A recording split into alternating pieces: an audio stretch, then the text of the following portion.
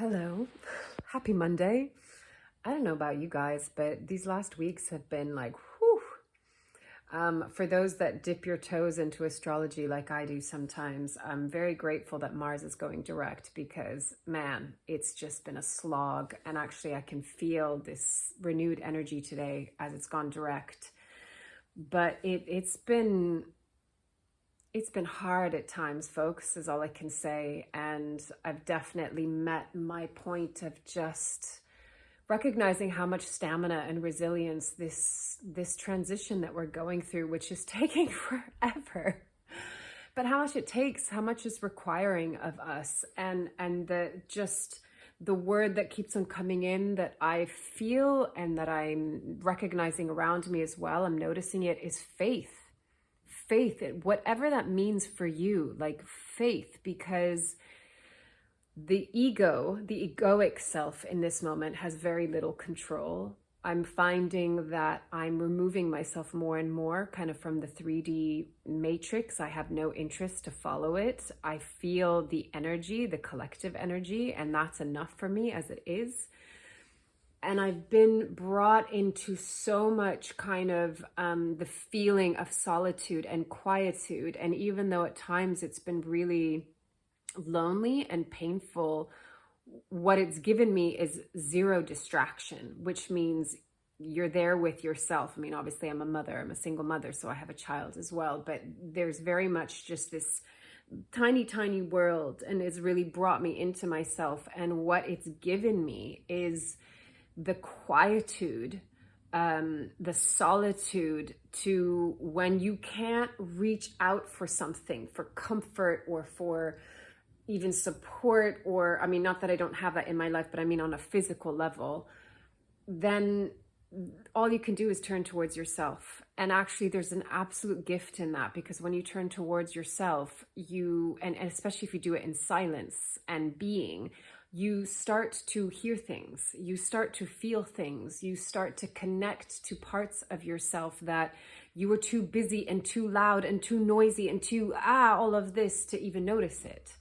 And so I can definitely feel like the certain things coming online, for lack of a better term. And there's a magic to that, and there's a beautiful support and guidance system through that. And I'm dedicating myself to just continuing to tap into that, to ask for the signs, to be in communication with my higher self, with my soul, with source. But why am I on here sharing this? Because we have to be like proper ninjas in this time, like proper samurai warriors on a very mental, like consciousness level, because we're going to have so much thrown at us. We already have, but it's going to continue, because that's part of the demolition, right? Is all of this stuff. I recorded my podcast for this week. And I was talking about how it's like going into a house that's been lived in for decades and decades, and you're like, right, proper spring cleaning, going through all of the closets and the cupboards and underneath the sofa and in like the nooks and cranny where you're going to find all sorts of stuff. And some of it's going to be disgusting, and some of it is going to be shocking, and some of it is going to be revelatory. But the place that you get to at the end is this clean, purified home, which you've imbued with a new kind of energy of care and attention and love. And that is what we're doing. We're clearing out a home that wasn't even ours. Like, we didn't even build it, right? And when you clean it and cleanse it and purge it, and then you imbue it with your energy, that is, you are the maker of the world. You are the maker of the future. And that's what we're doing, together as a collective. But it does mean that individually we have to go in and do the clearing and the cleansing and the purging, which is a word that's been going around that I'm not a fan of, but it makes sense. So yeah, you're welcome to listen to my musings tomorrow when the episode comes out. But it's basically to say, like, if you've been going through it as well, and I think this is part of the journey, is it oscillates and fluctuates and contracts and expands, and it's a roller coaster. And that's like, welcome to life, my friend. I use an analogy about the flow of the river in tomorrow's episode.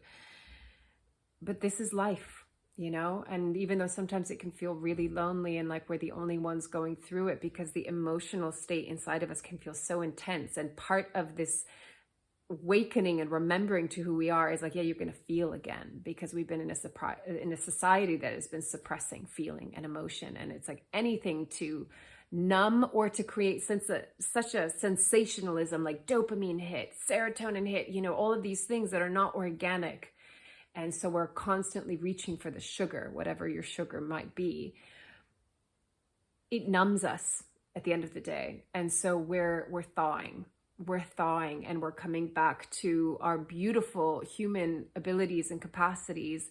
But part of that is like, oh yeah, we're sensitive and we feel, and that's beautiful. That's actually our superpower. But you know, you got to kind of go through the thawing process that might feel a little bit uncomfortable. It's like when your toes start to tingle because the warmth comes back to them, and at first it's a bit like, oh, this is uncomfortable, and then it's like, oh, okay, warmth, I can relax again.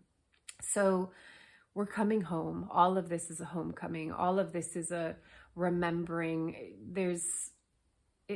I don't know, there's too many words to say it, but the transition is uncomfortable.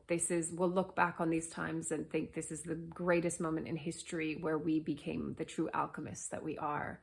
But it's not easy in the process, right? So we're in it together. Even when it feels like you're alone, you're not.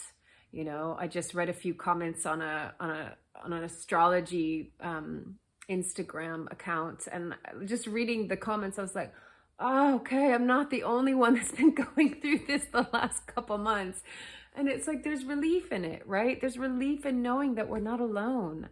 So yeah, just keep on going, keep on persevering. But the way that I believe that we move forward is go in, find the spaces of quietude and stillness, and listen, because the veil is so thin. There is just so much, I get, you know, so much light that comes in, so many visuals. The signs are uncanny. It's all there. It's all like we're grasping it at our fingertips, but we have to be quiet and we have to be still and we have to become sensitive. You know, we do, because we are feeling beings. And if we numb and shut that part of ourselves out, we're not going to hear the answers that we're looking for. We're not going to have the guidance that we're yearning for. We're not going to have the clarity that we're seeking. We're reconnecting to our entire like grid system of our being, of one another, of nature, earth, divine, the cosmos. Everything is coming back in together rather than the fragmentation and the compartmentalization that we've been in for so long. This is the unifying, the cohesion. I talk about this as like the cohesion, which is like back to center, the center of who we are, which is the center of everything in all places and all times, right? Gets really far out, doesn't it? So yeah, that's just a little snippet of what I kind of chat about tomorrow, and just a really loving reminder to say you're so not alone. So as always, take it or leave it as feels right for you, and loving you from afar. Bye.